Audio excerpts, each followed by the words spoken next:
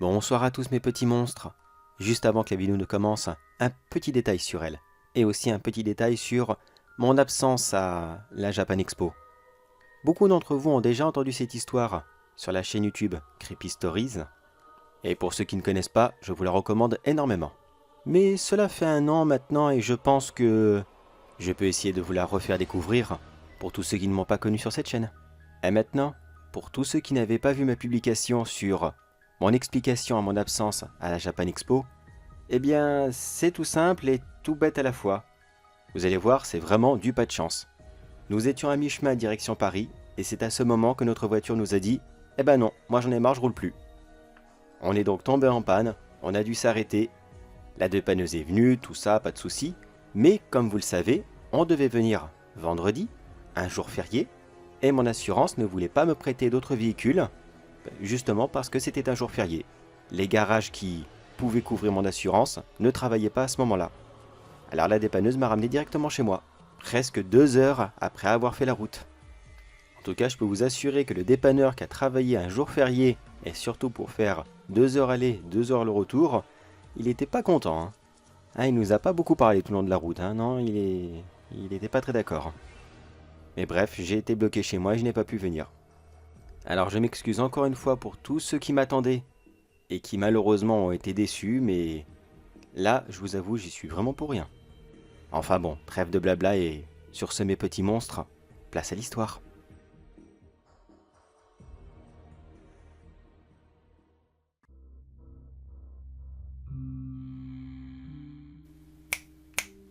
Eh oh, eh oh, est-ce que tu m'entends? Eh oh, est-ce que tu m'entends? Ah voilà, ça y est, tu es réveillé. Non, ne cherche pas à te débattre. Tu en es complètement incapable. Je vois ton regard qui file dans tous les sens. Où es-tu? Qui suis-je? Patience, patience. Tu auras les réponses les unes après les autres. Déjà, je vais commencer par me présenter. Sache que... Oh, et puis non, de toute façon, mon nom ne te servira à rien. Appelle-moi simplement Monsieur le Directeur, si cela peut t'amuser. Et je te souhaite la bienvenue chez moi. Et maintenant, chez toi aussi. Laisse-moi un peu te raconter mon histoire. Tu comprendras un peu mieux ce qui se passe. J'ai été employé de maintenance durant toute ma vie. Je te laisse deviner quel âge j'ai. Oui, je sais, tu peux pas répondre, mais sache que on ne me donne absolument pas mon âge. Enfin, passons. J'en étais où? Oui, j'ai toujours travaillé dans les systèmes de maintenance. Mais ma spécialité, c'était surtout dans les grands parcs d'attractions. J'ai fait de tout. Disneyland, Parc Astérix, Futuroscope, il fut un temps. Mais ça, c'était à ses débuts, bien sûr. J'ai passé l'immense majorité de ma carrière dans un Center Park. Voyons, tu connais ce lieu quand même. Ces immenses parcs dans le domaine de l'hôtellerie. Ah, tu vois ce que c'est alors? Bah ça tombe bien, j'avais pas envie de faire la promo, pas du tout. J'ai travaillé dans tous les domaines là-bas. Tous les petits corps de métier, je les ai tous faits. Je connaissais ce parc comme ma poche. Pour te dire, j'y vivais même. J'avais mon propre petit cottage, petite cabane, si tu préfères. Je le louais pratiquement pour une misère. Le parc a toujours été très généreux avec ses employés. Moi, personnellement, j'adorais vivre là-bas. L'ambiance était si magnifique, le décor incroyable. J'y respirais la joie de vivre. Un véritable petit paradis. Mais il y avait un petit défaut à cet endroit. Normal, la perfection n'existe pas après tout. Mais ce défaut, c'était toujours la même chose. Les touristes. Les centaines, que dis-je, les milliers de touristes. Tous les jours, ils s'agglutinaient en masse, dans le peu de divertissement que le parc proposait. Et ils massacraient les installations que je réparais tous les jours. Ils traitaient le lieu comme une poubelle, alors qu'il y en avait partout, tous les 100 mètres. Toutes les virées nocturnes de plusieurs imbéciles qui avaient pris quelques verres de trop, d'après leurs excuses bidons, et qui s'amusaient à brutaliser tous les animaux. Les animaux, oui. Tiens, on va en parler de ça. Tous ces touristes si minables. Est-ce que tu arrives à imaginer qu'un groupe sur 20 venait avec son animal de compagnie le laisser dans le parc? Combien de chats errants j'ai pu ramasser durant ma carrière? Des centaines. Combien de chiens ou de petits lapins avaient été jetés dans la rivière? Tu ne peux même pas imaginer. Oui, ce parc était une poubelle pour eux. Un énorme débarras. Mais des pires façons qu'on puisse imaginer. Mais non, toi bien sûr, t'imagines rien du tout. T'es là, tranquillement, t'es posé, tu bouges pas, tu fais que me regarder bêtement. Enfin, excuse-moi, voilà, t'es pas responsable. Je suis désolé, excuse-moi, j'étais énervé. Alors, je te dirais bien de pas bouger et d'attendre la fin de mon histoire, mais de toute façon, tu peux rien faire d'autre. Alors voyons, où est-ce que j'en étais déjà? Ah oui, c'est vrai, le parc et les touristes qui m'agaçaient tous les jours. La seule manière pour que le parc puisse être mieux géré aurait été soit d'embaucher beaucoup plus de monde, ou alors de mettre moins de touristes à la fois. Mais penses-tu, c'était une question de budget? Même la direction ne voulait pas mettre la main à la pâte. Il faut faire des économies, tu comprends? Quel calvaire c'était tous les jours de recommencer exactement les mêmes choses. Tout ça pour satisfaire la radinerie de certains et les plaisirs complètement dégueulasses d'autres. Oh oui, je pourrais en continuer sur les activités bizarres des visiteurs.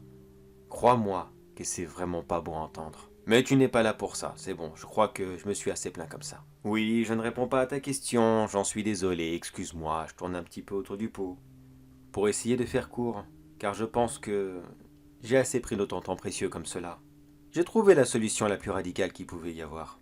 J'ai donc acheté un immense terrain, qui ne valait quasiment rien, mais je te passe les détails, je pense que tu t'en fous royalement, bien sûr. Et sur celui-ci, j'ai recréé mon propre Center Park. Presque l'identique, bien sûr. Tu m'excuseras, mais l'immense structure au centre, j'ai pas pu la refaire. Et puis de toute façon, ça ne me servira à rien. Le plus important pour moi, le cœur et l'âme de ce parc, c'est avant tout ces petits cottages, là où vivent les visiteurs et où se promènent les daims, qui embellissent la journée de plusieurs. Après avoir passé plus de 20 ans à passer chacun de mes week-ends ici, à le construire pièce par pièce. Et voilà, ça y est, il est enfin terminé. J'en ai profité un bon moment. Je me promenais comme ça, personne pour le salir. C'était parfait.